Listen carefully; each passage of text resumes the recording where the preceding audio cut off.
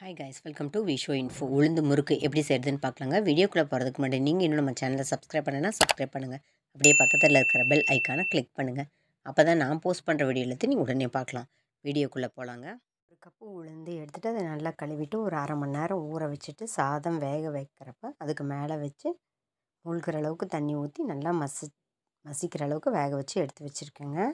இதை நல்லா ஸ்மூத் பேஸ்ட்டாக அரைச்சிக்கலாம். ஒரு கப்பு உளுந்துக்கு 4 கப்பு அரிசி மாவு கரெக்டாக இருக்கும். இந்த ரெசிபிக்கு தேவையான உப்பு, பெருங்காயத்தூள், சீரகம், மிளகாய்த்தூள் இதெல்லாம் சேர்த்து தான் நம்ம உளுந்து முறுக்கு செய்ய போகிறோம். இதுக்கு மாவு பதமாக பக்குவமாக பிசைஞ்சிக்கலாங்க. நம்ம எடுத்து வச்ச அரிசி மாவை ஒரு பெரிய பிளேட்டுக்கு மாற்றிக்கலாம். அதுக்கப்புறம் நம்ம உளுந்து 1 கப்பு அரைச்சி வச்சுருக்கோம் ஸ்மூத் பேஸ்ட்டாக. அதை இப்போ இது கூட சேர்த்துக்கலாங்க. நல்லா ஸ்மூத் பேஸ்ட்டாக அரைச்சிடுங்க. இப்போ இதை மிக்ஸி ஜாரில் அரைச்சிட்டு சேர்த்துக்கலாம்.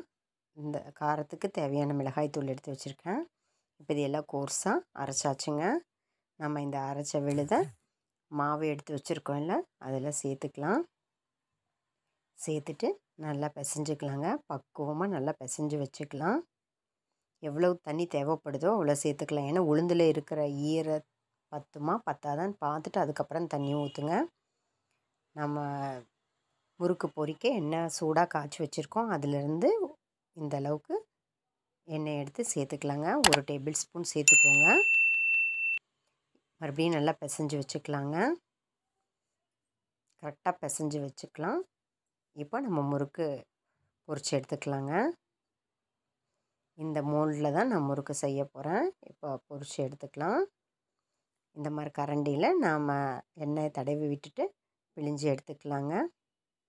ஃபஸ்ட்டு இந்த மாதிரி ரெடி பண்ணி வச்சுக்கலாம். ஒரு பிளேட்டில் நம்ம இந்த மாதிரி நம்ம பிழிஞ்சதெல்லாம் ரெடியாக எடுத்து வச்சுக்கலாம். எண்ணெய் காய வச்சு ரெடியாக இருக்குது. இதில் ஒவ்வொன்றா போட்டு எடுத்துக்கலாங்க. ஃபஸ்ட்டே நம்ம இந்த மாதிரி புழிஞ்சு வச்சதுனால ஈஸியாக இருக்கும் பொரிக்கும்போது. பாருங்கள், நம்ம வச்சுருக்கிற எண்ணெய்க்கு தகுந்த மாதிரி சேர்த்துக்கலாங்க.